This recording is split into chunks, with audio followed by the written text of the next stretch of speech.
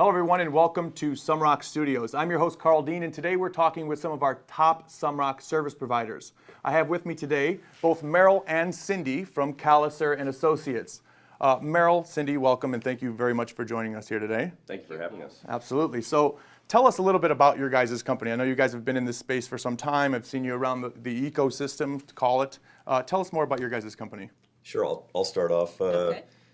We are a company of mature lawyers. We refer ourselves as mature lawyers, not necessarily old lawyers. But Cindy and I both practiced in the corporate and commercial real estate industry for, let's just say, 20 plus years each. Yes. That keeps it safe. We don't Yes. discuss our ages.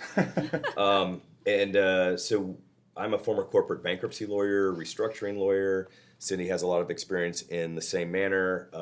I reached out to some of these investment groups in Texas about 12 years ago as I wanted to understand a little more about what was going on with the multifamily business, and I had the commercial real estate background. And as we learned more, I actually met Brad about 9 years ago when he first was doing this venture.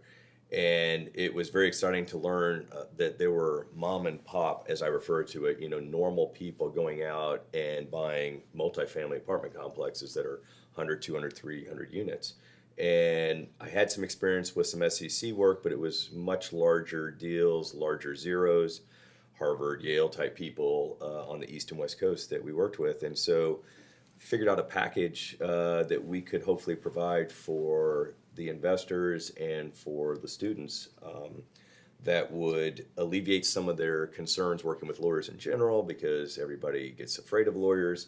They bill by the minute, they bill by the second. If you sneeze, there's a bill. Yes. Phone call, email. So Cindy and I talked about it, and we created a kind of a flat rate package, an A to Z deal, and we went out and started marketing it and talking to other people about it. And it started from, 1 or 2 deals a month to 3 to 4 to 5. The students used to be doing $1 million, $2 million, $3 million multifamily. Now we're getting 30 million, 40 million, 50 million. It's exciting. But so we now have a fairly significant boutique practice of SEC work, contract work, anything that's real estate related, raising capital, syndication, blue sky filing, and I think right now we were just looking at the board about how many do we have on the board right now? I would say a minimum 30. 30. Could be We've 40. got 44 on the board, but Okay, all right. seeing if she ever reads the board. Cindy just works, and doesn't worry about the numbers. Gotcha. I'm a numbers guy, but yeah, we've got about 44 deals. I think last year of Sumrok students alone, we probably helped out probably represented about 300 million Easily. in apartment Oh, wow. complexes. Yeah. Yeah. Wow. And that includes some refis and includes some selling, but it's exciting. This year we're probably 35% higher, yeah. quarter over quarter, and it's predominantly with Brad's group. It's Excellent. very Yeah. exciting. And when did you guys start the company then? Kaliser Associates has actually been around since 2010, and Cindy joined. When did you join? 2014? 14, yeah. And then we have Greg also who works with us, and Cindy and I are talking about bringing on some other people as well. Okay. Another area of practice that Cindy focuses on is wills and trusts. It is shocking how many people own thousands of units of apartment complexes, are invested with lots of money. And one of the things you're taught in law school is, you always just ask, just in case, do you have a will? And you get this blank stare on people's faces, and they're like, will?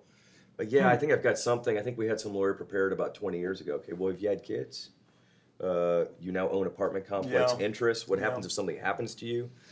Who oversees that? Who takes care of the interest? What do the agreements say? So we do provide that service as well. We don't push it. We don't really advertise it, but it's interesting. We've actually been doing quite a bit of that lately. Yeah. It's the thing people like to put off, but shouldn't. Yeah, no, definitely, absolutely necessary. So, what made you both decide to become lawyers? I mean, is there a passion behind that? Is it what was the drive there? What made me decide to become a lawyer? Do you remember the back helping that far? people? I can't. Yeah. Yeah? No, just The money now, right? It's just, So yeah, mine's a little bit easier to remember. My wife told me I was going to be a lawyer. Okay, Yeah, there you we go. met, and I wasn't in law school. I used to manage athletic stores, but I was very argumentative and very quick with responses. Whether they were good or bad, I was always quick and always thought on my feet very quickly. So she said, you know what? You really need to go to law school. And I had thought about it. I'm like, yeah, maybe it'll work, but am I ready? And so I went to law school late in life, 27. That's late in life for law students. And so, yeah, my wife told me to be a lawyer, and I did the big law firm thing. I did well in law school, worked for a great firm downtown, and put in 2,500 hours a year, billable. So can't even calculate how many hours that actually equals. But got great experience as a corporate bankruptcy lawyer.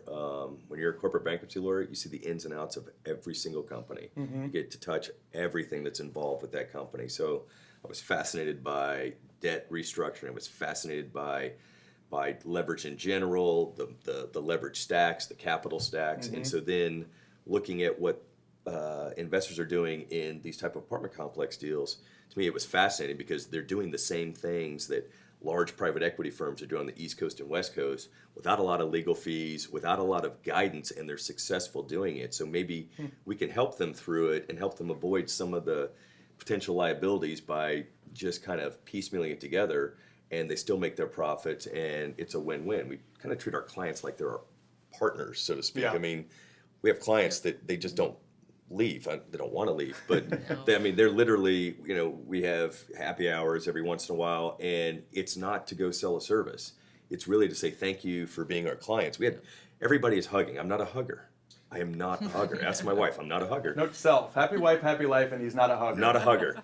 Everybody is hugging us. Hugging. Last night at an event, Yeah. thank you. You've changed our lives. Like, you've changed ours. We're just happy. It's exciting to be around these people, and they come. Even it's not a big plug for Brad's group, but they come very, very prepared and Yes. educated from Brad's group versus many other people that we see that come to us. And they're not just from Texas; they're from all over. It's exciting. Mom to and meet pop these type people too. Mom Like, and Yeah. pop we had a people. FedEx driver from California. He's like, now he's syndicating Yeah. deals, and it's like, And that's- Brad's last deal, Brad's last Yeah. event that we did. I remember we gave away a couple iPads, and it was funny. I distinctly remember this. And I don't remember a lot about people. It's just there's so many things we do, but we gave away an iPad to a guy that we talked to at the booth who is a chicken farmer from southern Missouri who is selling his chicken farm to go invest in multifamily. Wow. And heard about Brad and showed up at this event. Random. I remembered him because how many chicken farmers Yeah. do you know? None. And then the other guy we gave it away to is a retired NASA scientist. I saw that. Yeah. And I mean, not even just mom and pop, the most random Yeah. people in fields that have nothing to do with investing or real estate are getting into this, and not just getting into it, they're excited about Yeah. it. So that generates buzz for us. We get really pumped about that. Yeah, no, that's kind of why I'm Yeah. on board too. It's, And I'll add to that, because we've been a provider for Brad for so many years now, I've seen people literally on their first event, nervous, not sure what they're doing.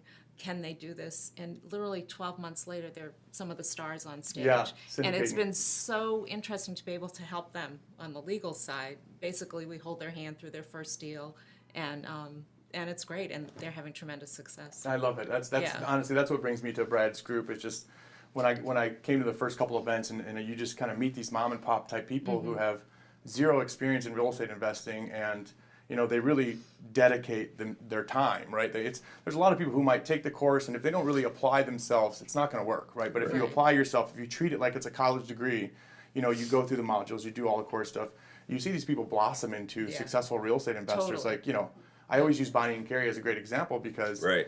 Yeah. they're Their first deal. high-paid executives that decided to do this, and now they're very, very successful and multi-millionaires Yeah. from from this source of. It's It works. rewarding, right? Yeah. It's very rewarding Yeah. to be a part of that. We're in the wrong business. Yeah. Well, we're all trying to transition our way into these deals at the same time too. Right. So you talked about deal volume last year, saying you did about 300 million with the Sumrok. What is your total deal volume, would you say, for your firm? Well, I think for the last 5 years, we're at 1.9 billion. Oh wow. Now, I wish that was money we have made, but it's it's money that lots of clients have made off of the 1.9 billion. But yeah, you figure average transaction size, it grows. It's been growing. Average transaction size last year was about a 12 to 13 million dollar Yeah, apartment yeah. complex. Yep. starting off this year. Now they're easily in the 20s. They're 20s Really? to 30s, and we still and we love the little ones. Actually, I miss the newbie clients because it's actually fun to watch the light bulbs click when you start going over PPMs. You know, we're not just a lawyer. I'm going to draft the document. We're done. We actually look at the pro formas because we have some business experience through some of our other businesses, and so if it looks like there's a glaring issue or something that doesn't make sense before they send it off to their investors or their potential investors, you know, we work with them. We work with their bios. You know, we're truly full service. Those aren't really legal services, but they're just value add. They don't get charged extra for, but it's exciting. But you know, the bigger the deals are and the more deals a client's done with us, it's almost sad because they don't talk to us as much. They use us, but it's on cruise control. Far for less them. conversation and questions. Right, you know. right. Like, is everything okay? Oh yeah. We know you're going to do the PPM. We know blah blah blah. Just let us know when it's done.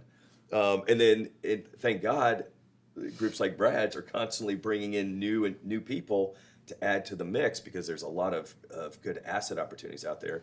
And so I think it's fun. I think it's fun because you have so many different. I'd love to talk to a chicken farmer. Yeah. And I don't use that in a derogatory manner. Just he introduced himself as a chicken farmer. So unique. I would love to talk to him and see how that first deal goes when he gets his first deal. Hopefully we will. Yeah. Just to see his perspective on, you know, having a farm in his family for generations with chickens. And now he is looking at a multifamily asset, changing people's lives that are going into it. And just, you know, Completely changing the whole family dynamic, right? Yeah. Going forward. Yeah. That's awesome. So we get free eggs too, by the way. free eggs. Oh, that works. I see you have the cowboy boots on. Are you guys from Texas? Do you practice law in just Texas? Not from Texas. I'm originally from Boston. Been here 35 years. Oh wow. I'm now a real Texan because I also have a property in East Texas. So you lived in Boston until you were 2. Basically. Yeah, okay, Yes. okay. Yeah. So, yeah, kids born and raised here. What was your other So question? you moved here what 84, 85? Yeah, somewhere around there. Yeah. Okay. What about you, Meryl? You a So, Texas boy? Yeah, I wear the boots. See that? I don't have the Texas accent. I'm actually from Augusta, Georgia. Okay. Yeah, I was born in Augusta, Georgia. Dad was in doing his residency there, and then back in the old days, in the late 60s, like 69.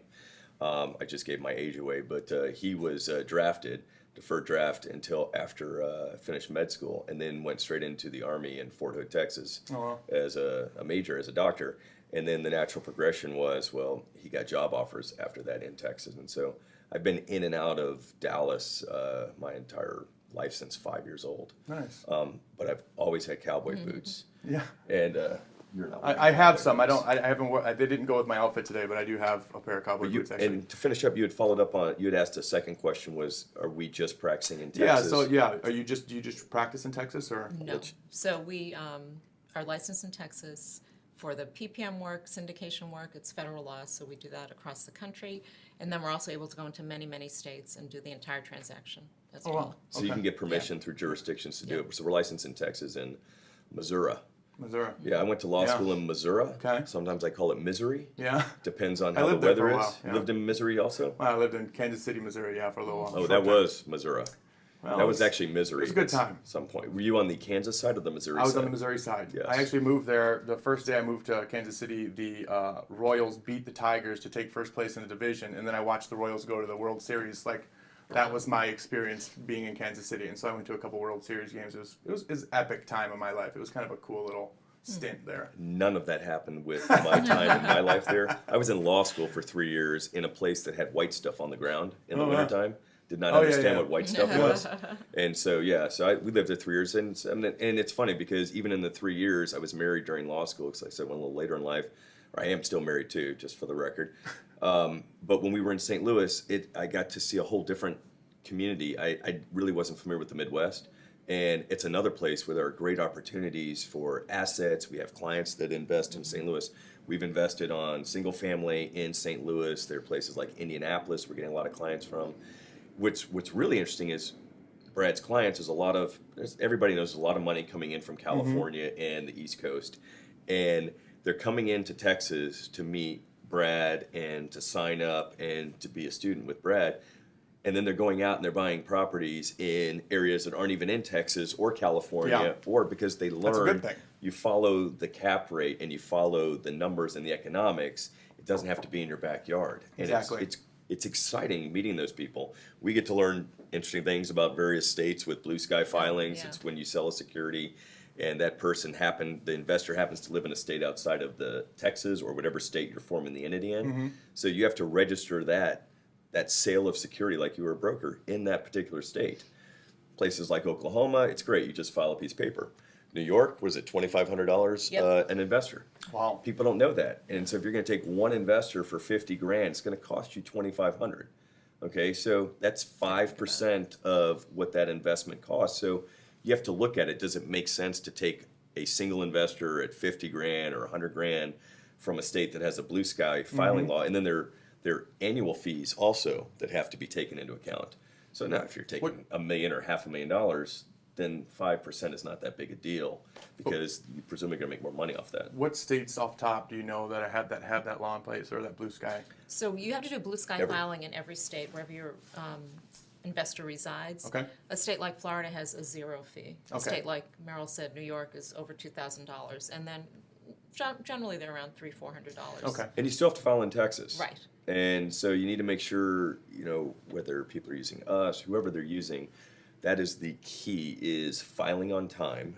And it's time sensitive, 15 days, and if you don't do it within that, you get fined 15 days from from when you accept capital. So from the moment you accept their your first investment. dollar, Yep. your clock ticks. So like with the SEC, you've got to file your 506B or 506C with the SEC within those 15 days. There's significant There's penalties. significant penalties. I will say we are very good about staying on top of our clients, hammering them with, you need to file, you need to give us the information. Push them through, right? Keep Oh, pushing them. they You gotta hate keep it. pushing It's- them. it's like But basically- You have to, we right? annoy them to the point where happy you annoyed us because Exactly. we saved you the fee. Exactly. Yeah. Right. So talk about you talked about obviously when someone brings you a deal, you guys kind of actually look at the pro forma. What else would you say really defines you or separates you from some of the competitors in your space? Sure.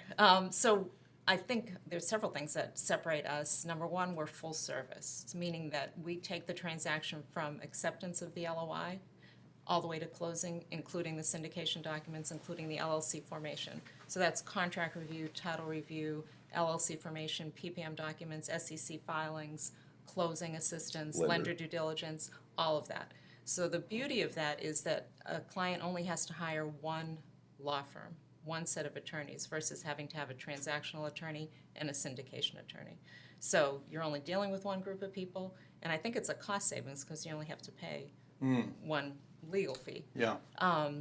Like Merrill had said, we operate on a flat rate basis, so basically you know your clients, you know your fees going in. And we're very responsive and we're very interested in forming long-term relationships with the clients, holding their hands through the transaction. Yeah, that's So, big. and that's why everyone's hugging us at happy Yeah, hour. especially in this business where you have so many new investors, Yeah. being the company that holds And their they're hand, nervous, right? they're Yeah, nervous. absolutely. So yeah. we try and ease that fear Yeah, for the totally, first deal. totally. I'd like to just add a little Please piece do. to that. So and I come from a slightly different perspective. Yes, I look at the deals. I sign off on the stuff. Cindy and Greg and the paralegals run most of that. But I think the other unique aspect we bring is some of our other ventures, which I'm not going to go into detail about, but we have bought, rehab, leased, sold over 9,000 homes in 7 states. We understand the stresses that are involved with raising capital. We understand the stresses that are involved with finding the right property management company. Yeah. That's a big deal. Construction. So I think the clients that we've developed that go to our happy hours and understand some of the other things we do, they value that that value add that they're not getting charged for, but they don't mind if we say something that, might not agree 100% with what they're doing because we say it. Experience. I don't want to say out of love, out of Yeah. experience. Yeah. We want them to do well. One thing we do that probably is counterintuitive to other law firms, we don't take every person. We're very selective. We really are very selective on our clientele. We look for people that are really in this to do this, that are going to be hands-on people. I know that sounds strange, but we've got a great practice. We've built it on what I would say great clients, and it's rare that we've ever had to fire a client, and that happens more often in law firms than most people believe. But I think it's because we choose our clients just like they choose law firms. We want it to be a partnership, and we want to be able to have open communication back and forth, and we're going to put 100% into it, and we're going to respond very, very quickly to everything. And so, Bonnie, for example, who works with Brad, weren't we doing a deal with her when she was out of the country? Oh, yeah. I mean, it's That's not fun. It's When she was in Ecuador with us, right? Yeah. Yeah, right. I remember it's that. not yeah. easy, but we'll locate the U.S. consulate or whatever we need to do to make sure there's a notary there, to make sure whatever. And clients like Bonnie and Carrie, they like that. They know the law firm's taking care of them, and we also know that Bonnie, they'll come to us on their next deals. It's a very good relationship, and it's not worth taking someone who is looking for the cheapest deal or trying to cut corners, and then it disrupts it. And what it also does, it disrupts our business with our other clients. So we always look into that as well. So I'm not saying we don't want clients, but we love Brad clients because they're educated. Yep. We don't have to educate them on 80% of what we do like we do with other clients, and it's a time. It sounds like you guys go definitely above and beyond for the clients, and I for one am the type of person to stick with that type of company versus trying to save a couple dollars, because it's a nightmare, right? So tell us, when does an investor contact you? I'm assuming obviously before they do the deal, they're going to want to get some pricing and whatnot from you. So the time they really need to engage us is when they have an accepted LOI. Okay. Because that's when things start rolling. We get the contract review and so forth. We're very happy to, and we do this a lot. If they are submitting LOIs, clients can always send the LOI to us free of charge, complimentary. We'll review it, make sure all the terms and parameters are in there that they need to secure the deal. Well, that's very, very good to know. I can I mean, in my run a suggestion, couple by you then. absolutely. And it's funny, Absolutely. she doesn't see half of them because people are always sending me LOIs, and you're not engaging us to an LOI. We're not providing legal advice. Right. Technically, it's just, hey, did you cover the basics that are expected? Sometimes people get really excited and they'll shoot an LOI before their broker looks at it. Not that a broker is a lawyer, but the brokers have seen quite a few, and they've got a very good idea of how they should look. So we always recommend, whether you're going to use us or not, just let us see it. Even if you decide to use somebody else, you may use us at some point. We don't want to see anybody agree to something, even though LOIs are non-binding.